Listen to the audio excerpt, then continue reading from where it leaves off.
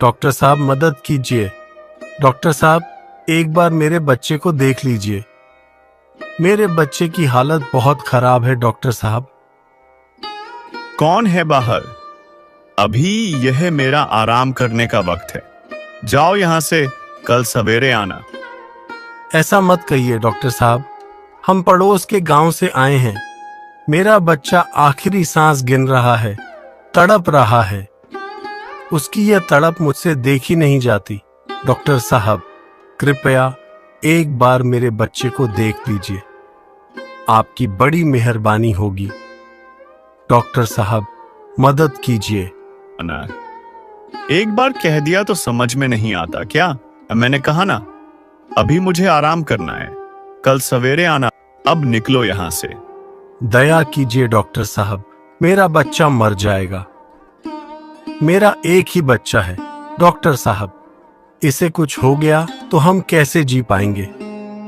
दया कीजिए डॉक्टर साहब, मैं आपके पांव पड़ता हूं, कृपया एक बार मेरे बच्चे को देख लीजिए। मैं कहती हूँ एक बार उस बच्चे को देख ही लीजिए। मुझे लगता है वो बहुत ज्यादा बीमार हैं। अगर कहीं कुछ हो गया तो जाइए, एक बार देख लीजिए। मीना, तुम अपने काम से काम रखो, मुझे सिखाने की कोई जरूरत नहीं है। तुम अच्छी तरह से जानती हो मैं समय का बहुत पाबंद हूं। यह मेरे काम करने का समय नहीं है, आराम करने का समय है। चाहे कुछ भी हो जाए, आज मैं उन बच्चों को नहीं देखूंगा, कल सवेरे देख लूंगा। मैं जानती हूँ आप समय के बहुत पाबंद हैं, लेकिन उस बच्चे की जान पर बनी है। आप अगर एक बार उसे देख लें तो शायद उसकी जान बच जाए। कहीं वह बच्चा मर गया तो फिर पछताने का क्या फायदा? एक बार देख लेते तो अच्छा होता। मैंने कहा ना, तुम अपने काम से काम रखो। मुझे अच्छे से पता है कि मुझे क्या करना चाहिए और क्या नहीं। मैं डॉक्टर हूं और यह मेरे लिए कुछ नया नहीं है। रोज कई लोग बीमारी से मर जाते हैं, कई लोगों को मैं मरते हुए देखता हूं। यह बच्चा मर जाएगा तो इसमें कोई नई बात नहीं है, लेकिन मैं अपने समय की पाबंदी को नहीं तोड़ूंगा। यह मेरा आराम करने का समय है और मैं इन भूखे नंगे लोगों को अच्छी तरह से जानता हूं। जेब में दमड़ी होती नहीं है और आ जाते हैं फोकट में इलाज कराने। डॉक्टर साहब, मदद कीजिए। डॉक्टर साहब, मेरा बच्चा बहुत तड़प रहा है। डॉक्टर साहब, वह बेचारा मर जाएगा। जिंदगी भर आपका एहसान नहीं भूलूंगा डॉक्टर साहब, एक बार मेरे बच्चे को बचा लीजिए। लगता है ये ऐसे नहीं मानेंगे, अभी इन्हें बताता हूं। समीर गुस्से से बाहर जाता है और बोलता है, क्या है? कब से चिल्ला रहे हो? तुम्हें एक बार में समझ नहीं आता क्या? मैंने कहा ना, कल सवेरे आना। तो फिर जाते क्यों नहीं? डॉक्टर साहब, एक बार मेरी बात तो सुन लीजिए। मुझे कुछ नहीं सुनना। मैं अभी तुम्हारे बेटे को नहीं देख सकता। यह मेरे आराम करने का समय है। जाओ यहां से, मेरा समय बर्बाद मत करो। मेरा एक एक मिनट बहुत कीमती है, मैं उसे गंवाना नहीं चाहता। मुझे आराम करना है। और अब तुमने थोड़ी भी आवाज की तो तुम्हें धक्के देकर यहां से बाहर निकलवा दूंगा। अभी के अभी निकलो यहां से। रघु निराश होकर अपने बीमार बेटे को लेकर वहां से चला जाता है। क्या हुआ जी? डॉक्टर साहब ने क्या कहा? आपने बहुत देर लगा दी। मेरा बेटा ठीक तो हो जाएगा ना? डॉक्टर साहब ने कुछ दवाइयां दी? नहीं कमला, डॉक्टर साहब ने तो इसे देखा तक नहीं। मैं बहुत मिन्नतें की, बहुत गिड़गिड़ाया, लेकिन डॉक्टर साहब ने मेरी एक नहीं सुनी। कुछ समझ नहीं आ रहा। कमला, अब क्या करें?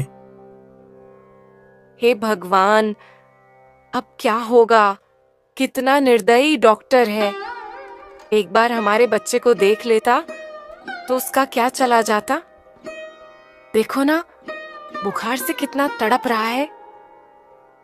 क्या करें कमला, हम कर भी क्या सकते हैं?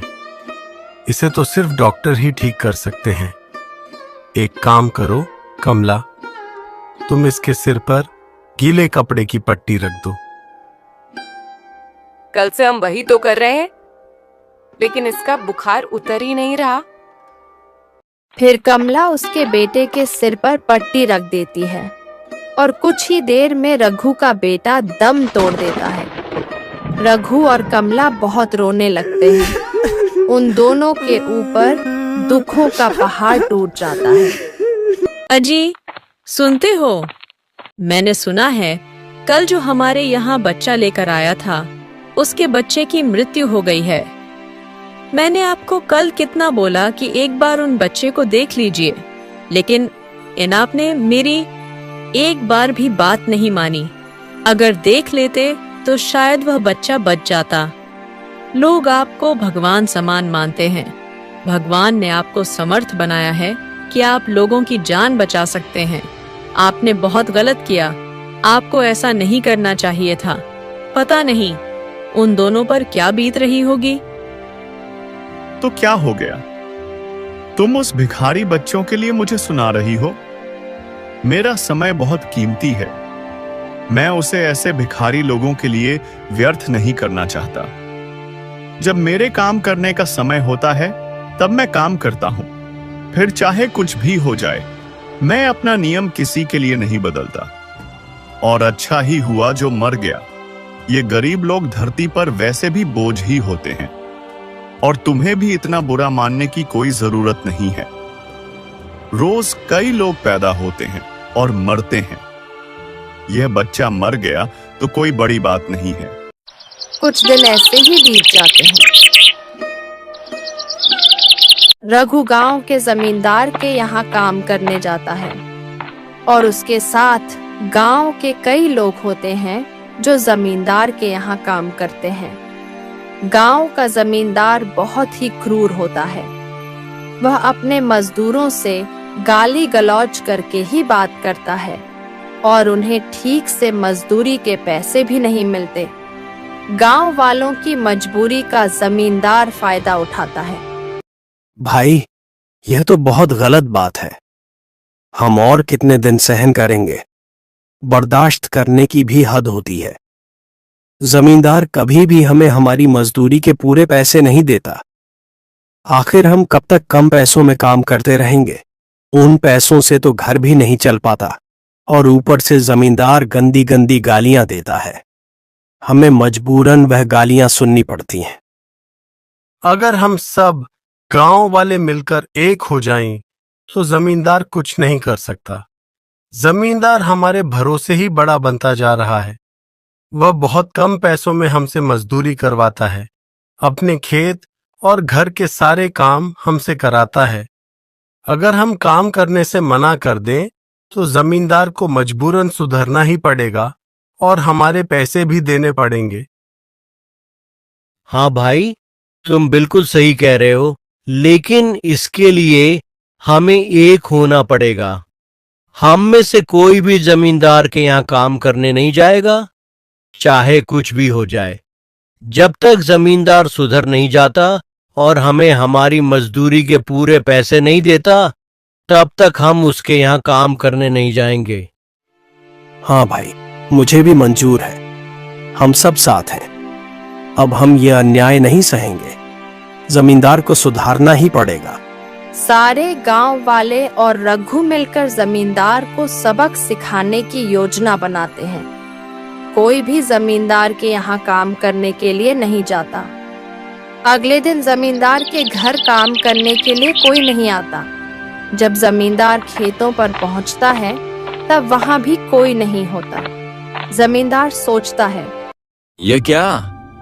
आज घर पर भी काम करने के लिए कोई मजदूर नहीं आया और खेत में भी अभी तक कोई नहीं पहुंचा। लगता है इन गांव वालों को सबक सिखाना पड़ेगा। मालिक, आज से कोई भी काम पर नहीं आएगा। सारे गांव वालों ने काम पर आने से मना कर दिया है। आपके स्वभाव के कारण गांव वाले बहुत गुस्से में हैं। सबने ठान लिया है कि जब तक आप उनकी मजदूरी के पूरे पैसे नहीं देते तब तक कोई आपके यहाँ काम करने नहीं आएगा। और मुझे यही बताने के लिए आपके पास भेजा गया था। मैं भी जा रहा हूं। मुझे भी आपके यहाँ काम करने का कोई शौक नहीं। अब आप खुद ही अपने सारे काम कर लीजिए। तेरी इतनी हिम्मत, तू मुझसे ऐसी बात कर रहा है? तू भूल गया है कि मैं तेरा मालिक हूं। तुम सब गांव वालों को पाई पाई के लिए मोहताज नहीं किया तो मेरा नाम भी भैरव सिंह नहीं। जब भूखे रहने की नौबत आएगी तब मेरे पैरों में गिरकर मुझसे माफी मांगने आओगे, याद रखना। जमींदार 2-4 दिन राह देखता है, लेकिन उसके घर और खेत में काम करने के लिए कोई भी नहीं आता। एक दिन जमींदार के खेत में एक जानवर मरा पड़ा होता है। उसे उठाने के लिए भी कोई मजदूर नहीं आता। जमींदार किसी से कहता है तो वह आदमी मना कर देता। कोई भी जमींदार के यहाँ काम करने नहीं आना चाहता। 2-3 दिन ऐसे ही बीत जाते हैं और वह जानवर वहीं पड़ा रहता है। उसकी वजह से बहुत गंध आने लगती है। जमींदार को बहुत गुस्सा आता है। इन गांव वालों को बहुत चर्बी चढ़ गई है, इन्हें सबक सिखाना ही पड़ेगा। हमारे गांव में मेरे कुएं के अलावा बस एक ही कुआं है। मैं एक काम करता हूं, इस मरे हुए जानवर को रात के अंधेरे में उस कुएं में डाल देता हूं। फिर देखता हूं ये लोग क्या करते हैं। पूरा गांव एक एक बूंद पानी के लिए तरसेगा और फिर मेरे पैरों में गिरकर गिड़गिड़ाने मेरे घर आएगा।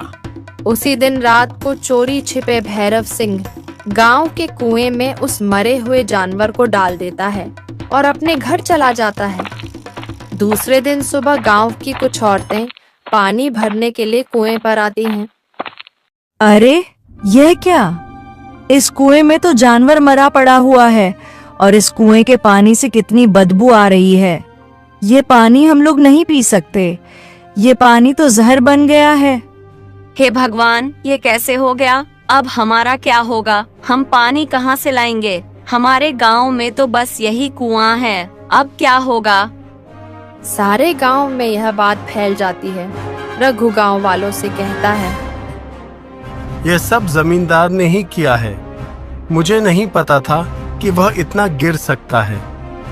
उसने जानबूझकर कुएं में मरा हुआ जानवर डाल दिया ताकि हम लोग पानी के लिए तरसें और मजबूर होकर उसके पास जाकर हार मान लें। लेकिन रघु, अब हम कर भी क्या सकते हैं? वह तो इस बात को मानेगा ही नहीं कि उसने जानवर को कुएं में डाला है। जमींदार के पास भी कुआं है और हमें मजबूरन पानी के लिए उसके घर जाना ही होगा। हम कब तक पानी के बिना रह पाएंगे? पानी के बिना तो हमारा गुजारा नहीं होगा। तुम कुछ भी कह लो रघु, लेकिन अब हमें उसके पैर पकड़ने ही होंगे। हमारे पास इसके अलावा कोई रास्ता नहीं है। फिर दूसरे दिन एक आदमी जमींदार के यहाँ पानी मांगने के लिए जाता है। जमींदार जी, मुझे माफ कर दीजिए। मैंने आपके खिलाफ जाने की कोशिश की। मुझे अपनी गलती का एहसास हो चुका है। कृपया मुझे माफ कर दीजिए। घर में पानी की एक भी बूंद नहीं बची है। जमींदार जी, मुझे आपके कुएं से पानी लेने दीजिए। अब क्या हुआ? तुम लोग तो बहुत उड़ रहे थे। बड़े आए थे मुझे सबक सिखाने। खबरदार जो मेरे कुएं की तरफ आने की कोशिश भी की, निकलो यहां से। तुम गांव वालों में से किसी को एक बूंद पानी तक नहीं मिलेगा। ये मेरा कुआं है, इस पर सिर्फ मेरा अधिकार है। चाहे तुम लोग तड़प तड़प कर मर जाओ, लेकिन मैं किसी को एक बूंद भी नहीं दूंगा। तुम लोगों को सजा मिलनी ही चाहिए। मेरे खिलाफ साजिश कर रहे थे ना, अब भुगतो। गांव वाले पानी के लिए तरस जाते हैं। कुछ दिनों तक गांव वाले दूसरे गांव से पानी लाते हैं, लेकिन दूसरे गांव वाले भी पानी देने से मना कर देते हैं। एक दिन रघु बहुत बीमार पड़ जाता है और पानी के लिए तरसता है। उसके घर में एक बूंद भी पानी नहीं होता। कमला कहती है, हमारे पास कोई रास्ता नहीं है। हम पानी के बिना नहीं जी सकते। ऊपर से आपकी तबीयत इतनी खराब है। मैं एक काम करती हूँ, मैं ही जमींदार के पास जाती हूँ, उनके पैर पकड़ लूंगी, उनसे माफी मांग लूंगी। मैं कुछ भी करूंगी, लेकिन आपके लिए पानी जरूर लेकर आऊंगी। आप चिंता मत कीजिए। नहीं कमला, तुम जमींदार के पास नहीं जाओगे। अगर ईश्वर की यही मर्जी है कि मैं तड़प तड़प कर मरूं तो यही सही। मैं मर जाऊंगा, लेकिन मैं तुम्हें जमींदार के पास नहीं जाने दूंगा। ये आप कैसी बातें कर रहे हैं? आपने मेरे बारे में सोचा है? मैंने अपना बच्चा तो खो दिया है, लेकिन आपको नहीं खोना चाहती। अगर आप भी मुझे छोड़कर चले गए तो मैं जीते जी मर जाऊंगी। मैं जमींदार के पास जाऊंगी। आपको मेरी कसम है, आप मुझे जाने से रोकेंगे नहीं। फिर कमला भैरव सिंह के घर जाती है। मालिक, मेरे पति से बहुत बड़ी गलती हो गई। उन्हें माफ कर दीजिए। मैं आपके पैर पड़ती हूँ मालिक, हमें क्षमा कर दीजिए। हम आइंदा ऐसी भूल कभी नहीं करेंगे। मालिक, मुझे पानी की बहुत जरूरत है। मेरे पति की तबीयत बहुत खराब है और वह पानी के लिए तरस रहे हैं। कृपया मुझे अपने कुएं से पानी लेने दीजिए। बहुत मेहरबानी होगी मालिक। अच्छा, तो रघु ने तुम्हें भेजा है? क्या हुआ? उसकी हिम्मत नहीं हो रही मेरे सामने आने की। निकलो यहाँ से, कोई पानी नहीं मिलेगा। चाहे तुम्हारा पति तड़प तड़प कर मर ही क्यों ना जाए, मुझे कोई फर्क नहीं पड़ता। ऐसा मत बोलिए मालिक, जिंदगी भर आपके गुलाम बनकर रहेंगे मालिक। कृपा कीजिए, दया कीजिए मालिक। मैंने कहा निकलो यहाँ से। खुद जाती हो या धक्के मारकर बाहर निकालूं? कमला निराश होकर वहां से चली जाती है और सोचती है, मैं बिना पानी ले घर नहीं जा सकती। मुझे उनके लिए पानी लाना ही पड़ेगा, चाहे उसके लिए मुझे चोरी ही क्यों न करनी पड़े। मैं ऐसे घर नहीं जाऊंगी। मैं उन्हें तड़पते हुए नहीं देख सकती। मैं रात होने तक यहीं रुकती हूँ। रात के अंधेरे में जमींदार के कुएं से पानी चुरा लूंगी। कमला रात के अंधेरे का फायदा उठाकर चोरी छिपे जमींदार के कुएं के पास जाती है और पानी निकालने की कोशिश करती है। तभी वहां पर जमींदार आ जाता है। कौन है? कौन है वहां पर? किसने मेरे कुएं से पानी चुराने की जुर्रत की? तू जो कोई भी है, यहाँ आ तो गया, लेकिन जिंदा वापस नहीं जाएगा। रुक, तुझे अभी सबक सिखाता हूँ। तभी रघु वहां पर पहुंच जाता है और कमला को बचा लेता है। यह तुम क्या कर रही थी कमला? तुम पानी चुरा रही थी। तुम्हें कुछ हो जाता तो? तुम जमींदार को नहीं जानती, आज वह तुम्हारी जान ले लेता। तो फिर मैं क्या करती? आपको तड़पता नहीं देख सकती। मैं मजबूर थी, इसलिए मैंने सोचा कि पानी चुरा लेती। मैं जमींदार से बहुत मिन्नतें की, लेकिन वह नहीं माना। वह हमें पानी देने के लिए तैयार ही नहीं है। तुम मेरे बारे में मत सोचो कमला। मैंने कहा ना, ऊपर वाले को जो मंजूर होगा वही होगा। हमारे नसीब में जो लिखा है वही होगा। तुम्हें मेरी कसम है कमला, तुम अब जमींदार के पास नहीं जाओगी। अगले दिन रघु की तबीयत और भी खराब हो जाती है, लेकिन वह कमला के सामने ठीक होने का दिखावा करता है। सुनिए जी, मैं पास के गांव में जा रही हूँ। देखती हूँ, अगर वहां पानी मिल जाए तो लेकर आऊंगी। आप फिक्र मत कीजिए, मैं जल्दी आ जाऊंगी। कमला के जाने के बाद रघु सोचने लगता है, मुझे माफ कर देना कमला, अब मैं तुम्हारा साथ नहीं निभा पाऊंगा। हम दोनों का साथ यहीं तक था। मेरी वजह से तुम्हें काफी परेशानी उठानी पड़ रही है। मेरा मर जाना ही ठीक है। मैं जानता हूं तुम मुझे ऐसे तड़पते हुए नहीं देख सकती। कमला के आने से पहले मैं खुदकुशी कर लूंगा। अब यह तकलीफ मुझसे और नहीं झेली जाती। अब मैं और बर्दाश्त नहीं कर सकता। रघु खुदकुशी करने की सोच ही रहा होता है। तभी उसके दरवाजे पर एक साधु बाबा आते हैं। बेटा, जो तुम सोच रहे हो और करने जा रहे हो, दुनिया में इससे बड़ा पाप और कोई नहीं है। खुदकुशी करना महापाप है। ऊपर वाले की दी गई इस अनमोल जिंदगी को तुम ऐसे नष्ट नहीं कर सकते। और मैं क्या करूं बाबा? आप तो अंतर्यामी लग रहे हो। अगर आपको मेरी खुदकुशी वाली बात पता है तो आपको यह भी पता होगा कि मेरे जीवन में क्या चल रहा है, मैं किस तकलीफ से गुजर रहा हूं। अब मुझसे और सहा नहीं जाता बाबा। मेरे पास इसके अलावा कोई रास्ता नहीं है। ऊपर वाले के घर देर होती है बेटा, लेकिन अंधेर नहीं। आज के बाद खुदकुशी करने का ख्याल तुम अपने मन में कभी मत लाना। मेरे पास तुम्हारी समस्या का समाधान है। मैं तुम्हें एक मंत्र देता हूँ। तुम अपने घर के बाहर की मिट्टी अपने हाथ में लेकर उस मंत्र को बोलना। रातों रात तुम्हारे घर के बाहर तुम्हें पानी का कुआं मिल जाएगा, और यह एक ऐसा चमत्कारिक कुआं होगा जिसका पानी कभी कम नहीं होगा। साथ ही मैं तुम्हें एक ऐसा मंत्र दूंगा जिससे तुम गंभीर से गंभीर व्यक्ति को भी ठीक कर सकोगे। बाबा, आपकी बड़ी मेहरबानी होगी।